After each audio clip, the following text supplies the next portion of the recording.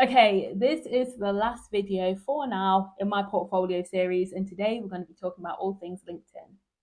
Before I set up my own LinkedIn account properly, I had no idea what it was used for. I thought it was just for people who were properly entrenched in their careers. I didn't really know how to use it or anything about it.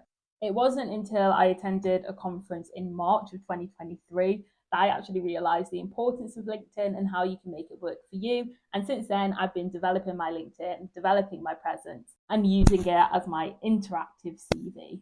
Because that's the great thing about LinkedIn, and similarly my website as my portfolio. I have license over what I include in it, and it's limitless. With your CV, you're limited to 1 or 2 pages with all your experience, whereas on LinkedIn, I can go in depth about conferences that I've attended, publications, and other things that I've done that won't necessarily end up on my CV, but are still really impressive, and I'm excited to share with people. The thing is, LinkedIn is pretty much just like any other form of social media. It's kind of a bit like that Twitter or X met Instagram, because you can share photos, you can share videos, as well as just updates about what you're doing with your career, that sort of thing. So here is my LinkedIn profile. This is what you'll see if you search me on LinkedIn. You're more than welcome to connect with me. So you can see that you can have a header as well as your profile picture. I would recommend your profile picture being something professional. So if you do have any headshots, you use them here. Or even if you just take a nice photo on a blank or kind of neutralish background, you can have that as your profile picture too. It doesn't have to be super duper professional, but just a nice photo of you. And then your header can be whatever you want it to be. An event that you've done, just a photo that you like of yourself. Or it could even be a banner where you show your social media accounts and that sort of thing. Next, you can have a headline. So as you can see, my headline here talks about me being the founder of Anatome and my EDI advocacy. And it also says that I'm a fourth year medical student. So these are the things that are important that you want people to see before they even click on your profile. So if you share a post and it comes up on their feed, they'll be able to see your headline before they click on your profile and know a little bit about what you're about. You can also edit how people contact you. You can add a button for people to visit a website, and you can show whereabouts in the UK you're based if you so want to. Then for your about section, it's up to you how long or short this is. Mine's only a few sentences, just because I didn't really know what else to write, but I just wrote the main things about myself. So the things that I'm involved in and my interests, so that if anyone is reaching out to you to see if you want to be involved in something, they can see easily what your interests are. So, for example, my interests are general practice, medical education, equality, diversity, and inclusion. I also put that I've won awards and that I'm published too. Then you can select your featured posts. So much like you can pin posts on Instagram, you can pin them on LinkedIn too. So I've got when I met the Princess of Wales and also my journal publication as my pinned post. I might update these in the future as I do more exciting things that I want people to see as soon as they visit my profile. I'm not actually sure if there's a limit on how many things you can feature. Let me check. And to this, you can add articles, newsletters, links, photos, videos, anything to your featured part of your profile. Then you have posts, and you can go into your activity, and this is where you can do whatever you want. So after I've attended a conference, I'll usually do a post talking about what I presented, how many people attended, what research I presented, that sort of thing.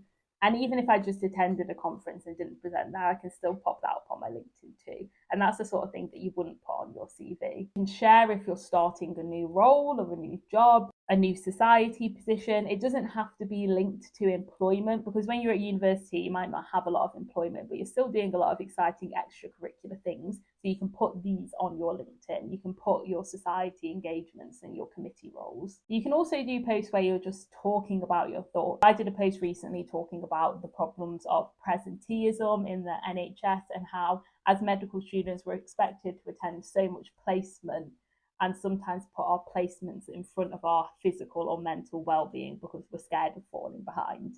Once again, the type of thing that you can't include in your CV, but employers might see on your LinkedIn and think, wow, they're good at writing, they like doing this thing, that sort of thing. It just gives a more holistic overview of who you are as a person. And then we get on to your experiences. So this is where you can go wild and put literally every job you've ever had, every committee role you've ever held. You can put this all on the experience section. So I have all the jobs that I've had at the university. So research assistant, student ambassador, student wellbeing advisory board member, and you can also put a little bit about what you've done with each of those roles. It's nice as well because you're able to link to websites, to videos, and to certificates or other pictures associated with those roles. So once again, it's just building this really nice picture of you.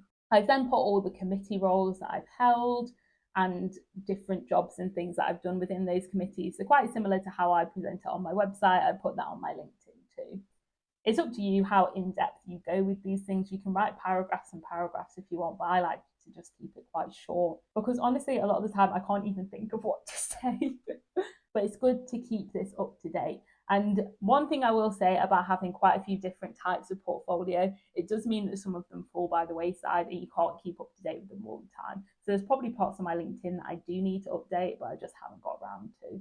LinkedIn also allows you to put the skills that you've developed as part of that role on your profile. So whether that be time management, organization, communication, those sorts of things. And people can endorse those skills too.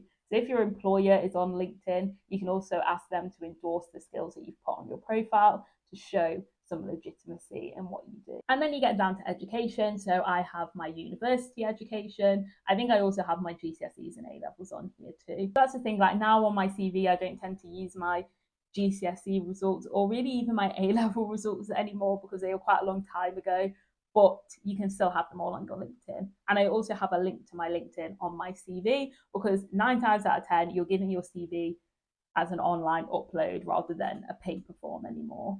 And then you can put your publications, a link to your publication, an outline of what your publication shows, and any honours or awards you've got. So whether this be at conferences, academic awards from your university, external awards, if you've been awarded a bursary or a scholarship, all of those things can go into the awards section of your LinkedIn profile.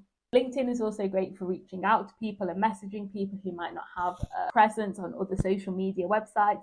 It comes across really professional. But it's really up to you how much or how little you include on your LinkedIn, how often you post or how little you post. Some people post on LinkedIn every day. And if you do want to increase the engagement and the people getting in touch with your content, like I said, it's just like any other social media platform. So you can use those same skills on LinkedIn. It's also a great way to celebrate your friends' achievements and celebrate your achievements. I know lots of people always joke that LinkedIn is overly positive because people are always sharing the good things, which is true. I love to share my achievements on LinkedIn, but as I do on my Instagram, I also show when things don't particularly go my way, if I get rejected from things. So it's up to you how open and honest you want to be on LinkedIn. The world is your oyster. You can build connections by connecting with people at your university, other universities, your friends, other people you know, people that have similar interests with you, and build your network. If you have a society that you're involved with or another project, you can also create a LinkedIn page for that society. So I did that for Anatome. So Anatome has its own company page now, and that means that you can put that you're an employee at that company, which is quite nice. I love LinkedIn. It's one of my favourite social medias to scroll because it's always just so happy. And I get to see people who have done really amazing things and be inspired by what they're doing. I think LinkedIn is great for giving you ideas of things to apply to, scholarships, bursaries, etc., different prizes, because you see loads of people doing it on there. I try to make a mental note and put it on my Notion if I see any good opportunities that I can apply for later in the year. Because sometimes, a lot of the time, people are announcing that they've got things as applications have closed. So you might have to wait another year to be able to apply for them. But by putting it on my Notion, I remember to look at it another time. As I have with organising your portfolio, I have a whole blog post on my website about LinkedIn. If you do want to have a read of that, I'll link it in the description. But I hope this has been useful for you in giving you a bit of an introduction to LinkedIn. You're more than welcome to have a stalk of my LinkedIn to see how I formulate my posts, using hashtags, pictures, that sort of thing. But like I said, it's very similar to any other type of social media. If you have any questions, you're more than welcome to leave a comment or reach out to me on Instagram at Aisia Lea. And if you like this type of content, if you want to know more about portfolio building and development, have a look at the other videos in this series or some of the other videos on my channel about the things that I've done. Thank you for